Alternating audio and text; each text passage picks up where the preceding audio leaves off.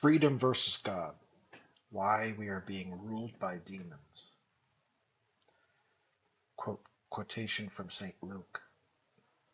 And when an unclean spirit is gone out of a man, he walketh through dry places seeking rest, and findeth none. Then he saith, I will return into my house from whence I came out. And coming he findeth empty, swept, and garnished. Then he goeth and taketh with him 7 other spirits more wicked than himself. And they enter in and dwell there. And the last state of that man is made worse than the first. So shall it be also to this wicked generation. Quote from Krallice, the band, from the song Kronos Deposed. Distrust, fear, separation is the division that binds us, broken minds in a distorted world, out of balance. Incongruous and tenuous, the fear that permeates this world is a sickness, a plight on mankind, a blight to our world. This monstrosity of creation moves forth. Earth constantly threatens, age constantly beckons, the looming is beyond tangible.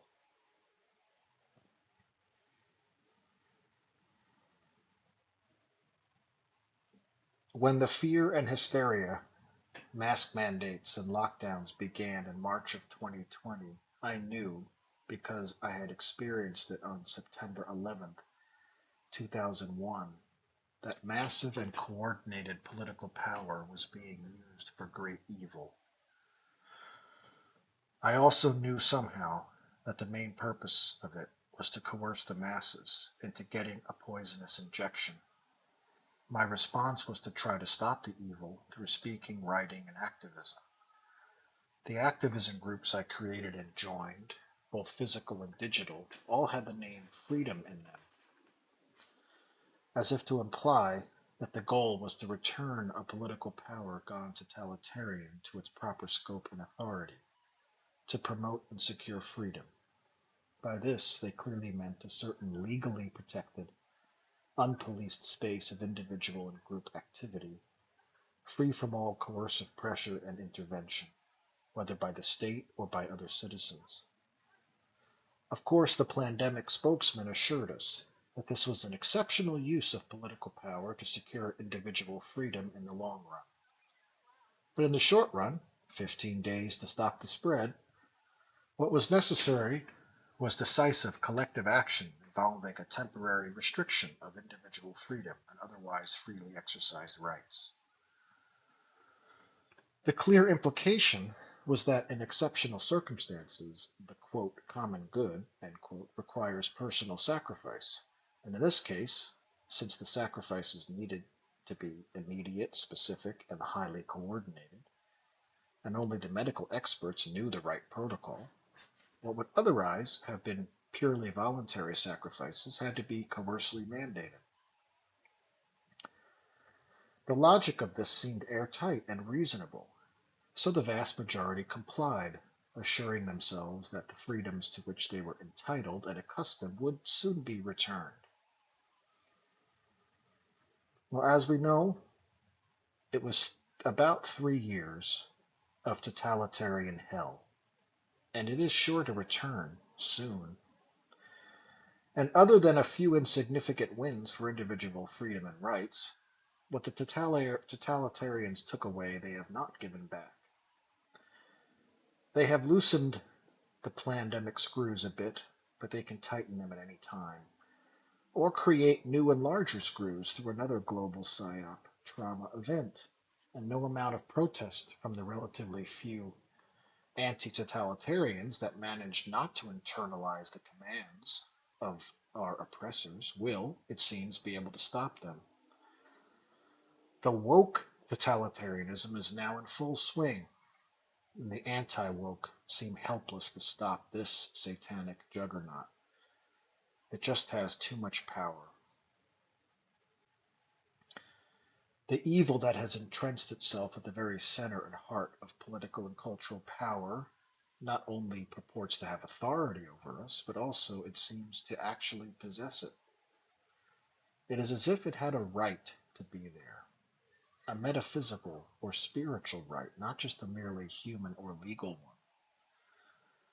Exorcists tell us that the exorcisms only work when they reveal the legal right the demon has somehow obtained to possess its victim.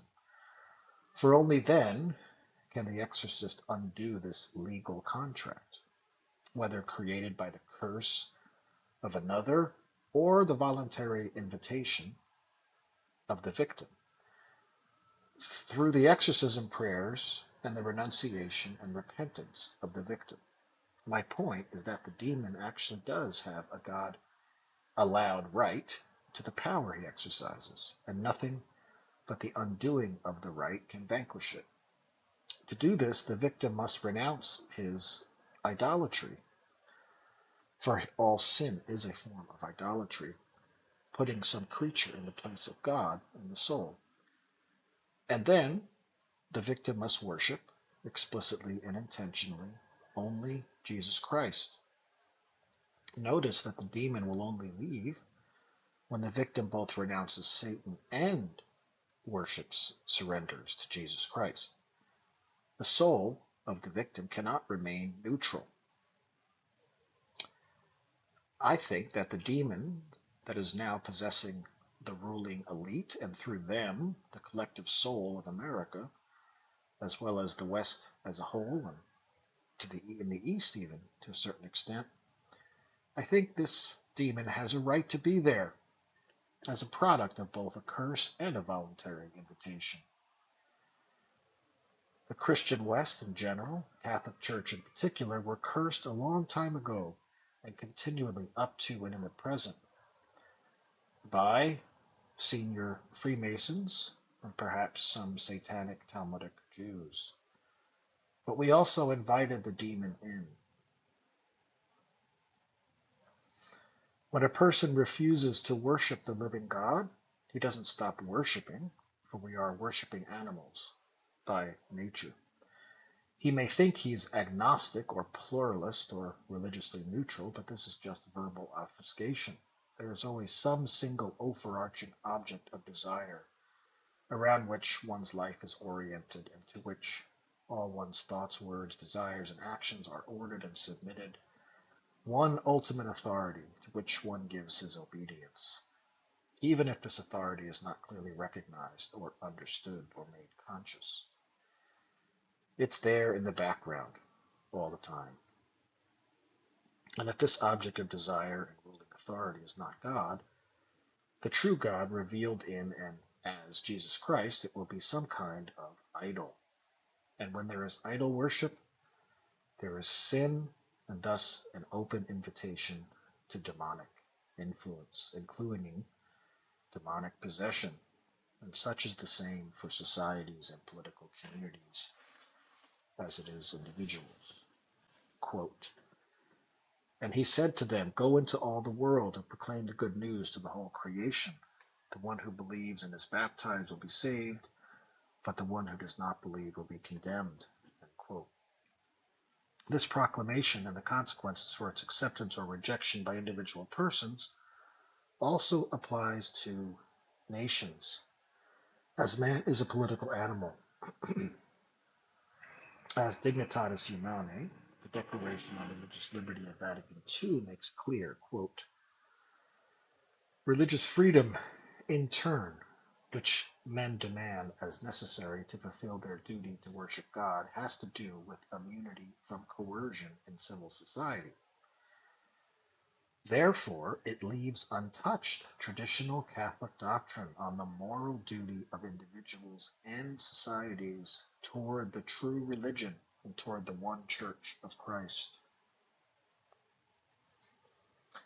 Why do societies have this duty to worship God? Here is Cardinal Ottaviani from the preliminary document for the Second Vatican Council, quote, "on the relations between the Church and the State and on religious tolerance." Quote, "The civil authority cannot be indifferent with regard to religion, instituted by God in order to help men acquire a truly human perfection, It must not only supply its subjects with the possibility of procuring temporal goods for themselves, either material or intellectual, but besides, favor the abundance of spiritual goods, permitting people to lead a human life in a religious manner. Now, among these goods, nothing is more important than to know and to recognize God, and then to fulfill one's duties towards God. Here, indeed, is the foundation of all private and still more public virtue.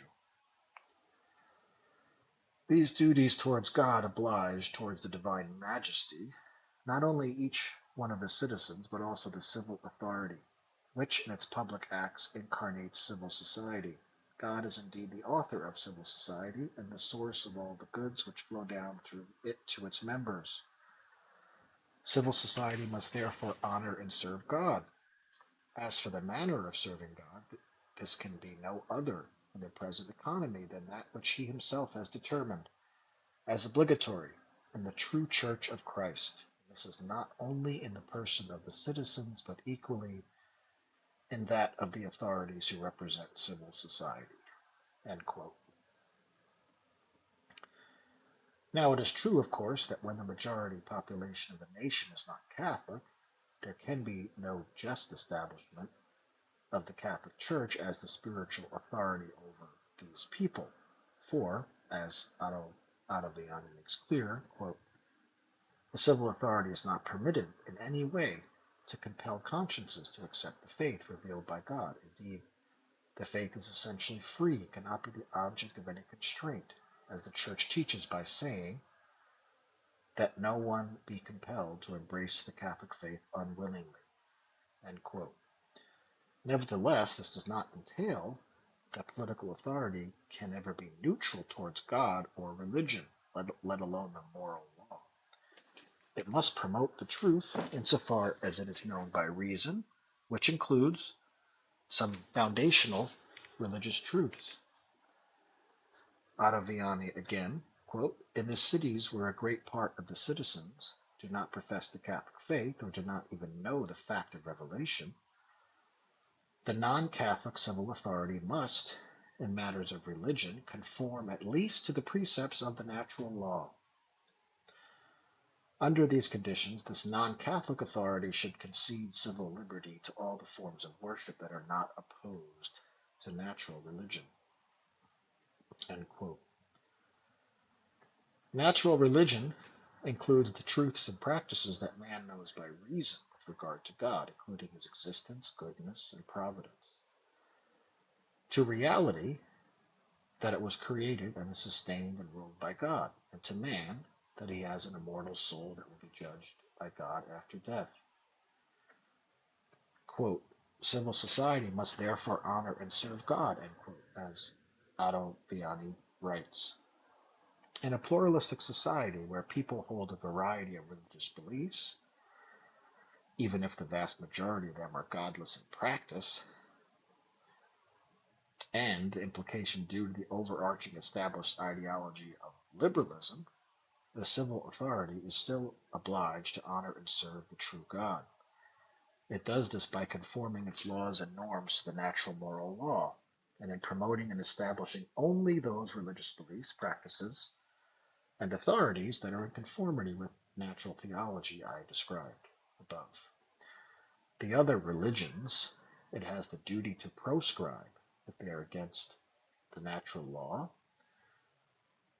if they promote ideas and practices that are against morality, even to the extent of making them illegal. Now, though not the corporate acceptance of baptism and the establishment of the Catholic Church as the supreme moral and spiritual authority over the state, the stance taken by the civil authorities described above is certainly not neutral to God and religious truth, as it is in the ideology of liberalism. And thus it is pleasing to God. The demons would be held at bay by the presence of and recognition of true spiritual authority, by the civil authority, albeit without complete understanding and rectitude, to the political order being ordered to God and as much moral and spiritual truth as is possible under the circumstances. This would not be idolatry at all, even though the Catholic Church is not privileged. It would be the same, morally speaking, as a non-Catholic individual doing his best to form and obey his conscience, though for the time being bereft of the true faith due to no deliberate fault of his own. Such is pleasing in God's sight, and hopefully he would eventually discover and love the whole truth. But liberalism makes a mockery of all this by portraying its systematic and deliberate political godlessness and disobedience to the authority of the natural law as good, translated as inclusive, free and equal, tolerant, secular, pluralistic, diverse. And this is true for all the variants of liberalism, both the leftist social justice warriors and the rightist libertarians. Both groups exclude the truths of natural religion, and the good, the natural moral law, from having any political authority, requiring the coercive power of the state to be employed only to secure things like personal freedom, or individual or collective rights, or the general welfare, or the will of the people, however these are differently construed. But this is not pleasing to God, for it represents and is a sin against reason, practical reason, whose first command is do good and avoid evil. The good, not the right, is the authority for all use of coercive power in the state, and the good demands the public recognition and obedience to God and the natural law. It does not require obedience to the mere will of men, even if the majority will. The problem is not that we have an elite oligarchy imposing its will on the majority. That is the problem, but there's a deeper issue, which is that human will itself has been established and institutionalized as the ultimate authority, both individually and politically. It is this classical liberalism that is now logically morphed into global totalitarianism, for both are grounded in nothing but the human will detached from any publicly recognized transcendent moral and spiritual authority that has invited the demons that now rule us through their human proxies. We will never be able to exorcise these demons by attempting to replace them with medical freedom or individual sovereignty or the will of the people. These are counterfeit replacements for a freedom based upon the truth about human persons with immortal souls, teleologically ordered to the natural and supernatural good, the sovereignty of the family, the church, and all the natural communities that organically and corporately embody the common good and the will of God as known through the Logos, Tao, the natural law. I am a proponent of the natural God-given freedoms and rights that legitimately authorize the use of political coercive power to secure and protect them. But these freedoms and rights, properly understood as being grounded in natural and supernatural reality, and interpreted definitively and authoritatively only by the Catholic Church, are not the same as the so-called American freedoms granted to us ostensibly by the Declaration of Independence and the U.S. Constitution. Though rhetorically our rights come from nature and nature's God, there is no actual historical religious tradition or institution to give determinate meaning and theological authority to this phrase. Only unreal, ahistorical, abstract counterfeits of the actual tradition of the Catholic Church. As D.C. Schindler has demonstrated, the God of the Declaration is not the Christian one, but an Enlightenment deist rationalist and ultimately Freemasonic substitute for the actual God of Abraham, Isaac, and Jacob, and of Jesus Christ. Thus, it only has as much authority as it has rhetorical and political power. It was quite easy for later generations of rulers to completely ignore and even reject this artificial civil theology when it was no longer persuasive in the culture, and to replace it with progressivism, secularism, scientism, and now wokeism. Because there was no universally recognized transcendent moral and spiritual authority in the American founding other than the Constitution and we the people, which meant in practice the will of those empowered to represent the people, when we actually still had representative government. And now it is the will of psychopathic and Luciferian elites at war with the entire human race. American power, both domestically and abroad, is now authorized by nothing but itself. Thus, this power is unchecked and uncheckable by anything other than an equal opposing power. But there is no such power at this time, and even if there were, it would inevitably employ its power under the conditions of modernity, meaning in a godless and self-referential manner. This is the main problem with the Catholic integralism of the Adrian Vermeule and Gladden Papin variety. It is essentially Catholic Hobbesian, with the true spiritual authority of the Church desacralized and profaned by being used as an instrument for the will to power of those who control the now hegemonic Catholic discourse and thus decide what Catholicism means legally and politically. It is not that we have been gradually losing our rights, freedoms, and political powers since, say, the Civil War, and have now lost just about all of them under the pandemic totalitarianism.